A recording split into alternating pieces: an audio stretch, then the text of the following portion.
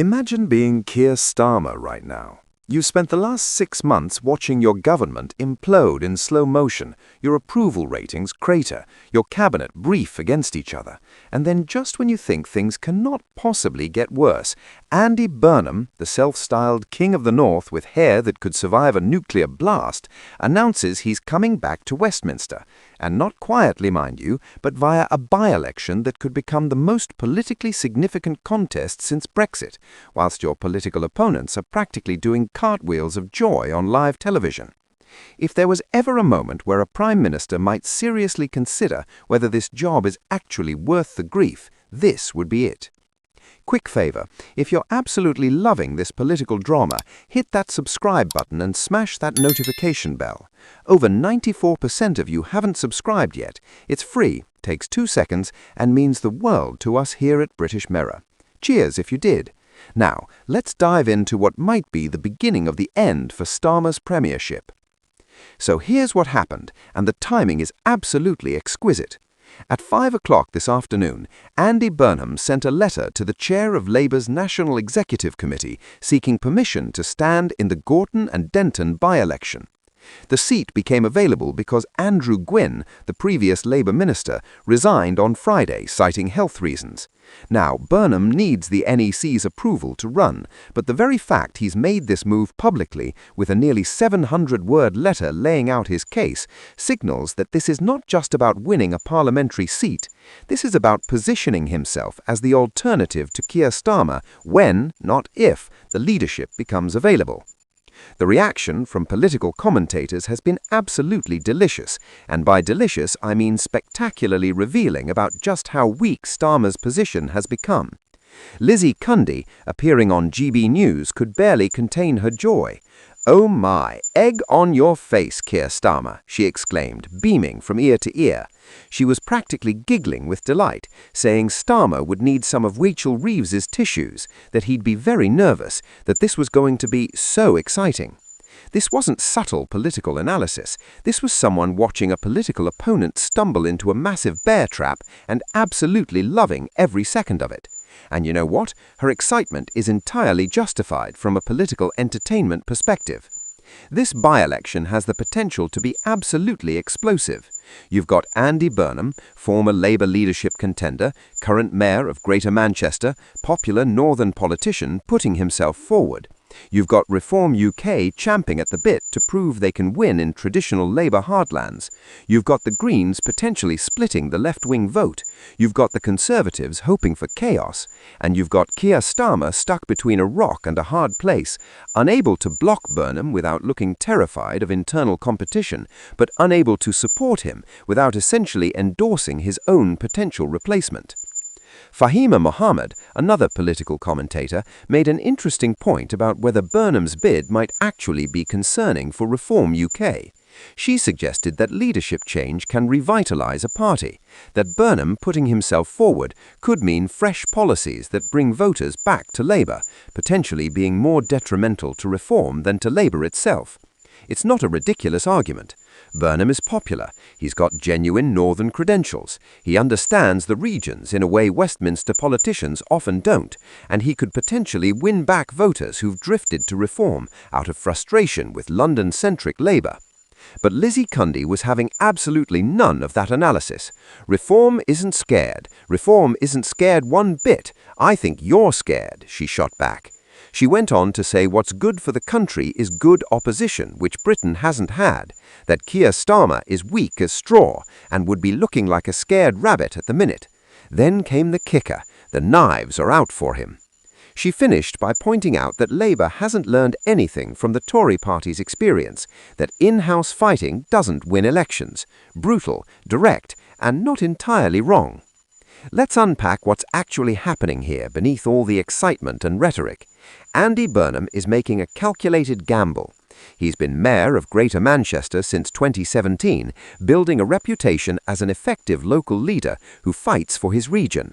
He's championed devolution, taken on central government over funding, positioned himself as the authentic voice of Northern England, and now he wants to take that brand national. His letter to the NEC is fascinating because it reveals his strategy. He talks about a direct threat to everything Greater Manchester has always been about, from a brand of politics that seeks to pit people against each other. He frames the by-election as the front line of that fight for the Manchester way. He's positioning himself as defending not just a constituency, but a whole philosophy of politics, a different approach that contrasts implicitly with what's happening in Westminster under Starmer. It's clever messaging that makes this about values and vision rather than naked personal ambition. But let's not be naive here. Burnham has run for Labour leadership twice before, in 2010 and 2015, losing both times. He hasn't given up that ambition, he's just been patient, building his base, waiting for the right moment, and that moment might be now. With Starmer's government struggling, approval ratings terrible, backbench rebellions mounting, policy U-turns becoming routine, and potential challengers like Angela Rayner and Wes Streeting circling, the leadership could be up for grabs sooner than later. Getting back into Westminster now positions Burnham perfectly for that contest. The risks for Burnham are substantial, though, and this is what makes his gamble so fascinating. If he runs and loses, particularly if he loses to Reform UK, his political career is essentially over. You cannot style yourself as the King of the North, champion of Greater Manchester, voice of the people, and then lose a by-election in your own region. That would be humiliation on a scale that ends careers. But if he wins, especially if he wins convincingly against Reform in what should be a challenging contest, he returns to Westminster with momentum, credibility, and a fresh electoral mandate. That makes him a serious contender for leadership. The Reform UK angle here is crucial. They came second in Gorton and Denton in the last election, with over 5,000 votes. They're surging in the polls nationally, eating into Labour's traditional working-class base with promises to control immigration, challenge the establishment, and represent the forgotten communities. A by-election gives them a perfect platform to prove they can actually win seats, not just protest votes. If they win, it's catastrophic for Labour. If they even come close, it demonstrates Labour's vulnerability in its heartlands.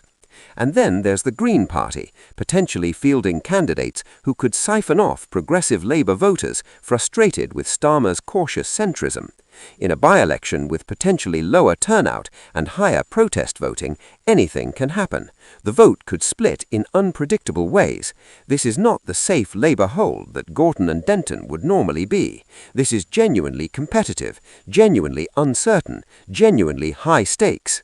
For Keir Starmer, this situation is an absolute nightmare wrapped in a disaster inside a catastrophe. If he allows Burnham to run and Burnham wins, he's essentially endorsed his own potential successor. Every time Burnham speaks in Parliament, every time he appears on television, every time he's quoted in newspapers, people will be comparing him to Starmer and finding the Prime Minister wanting.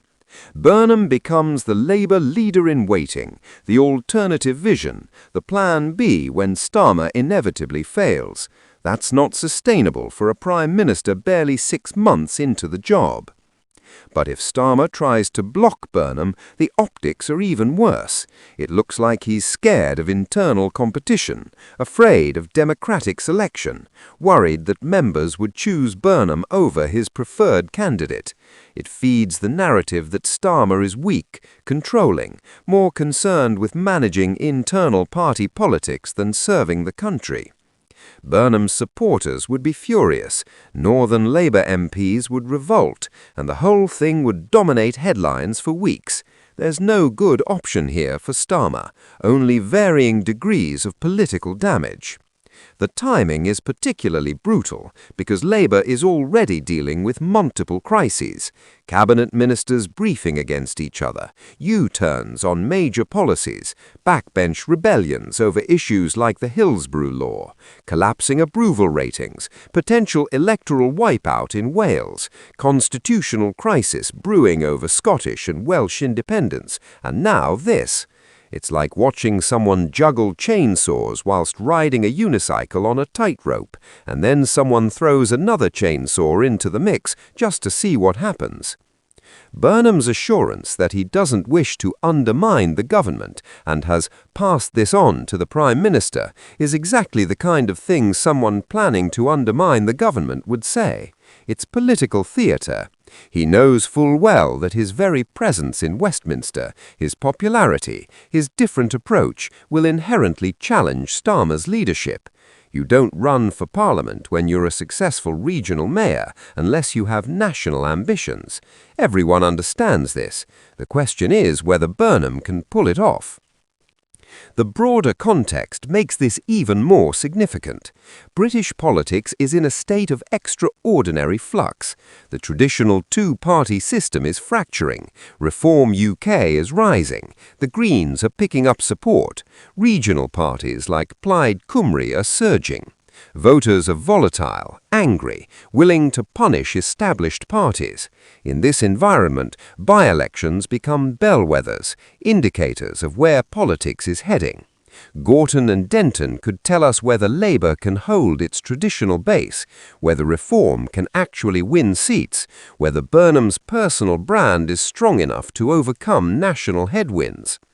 What Lizzie Cundy said about in-house fighting not winning elections is absolutely true, and Labour should have learned this from watching Conservative self-destruction over recent years.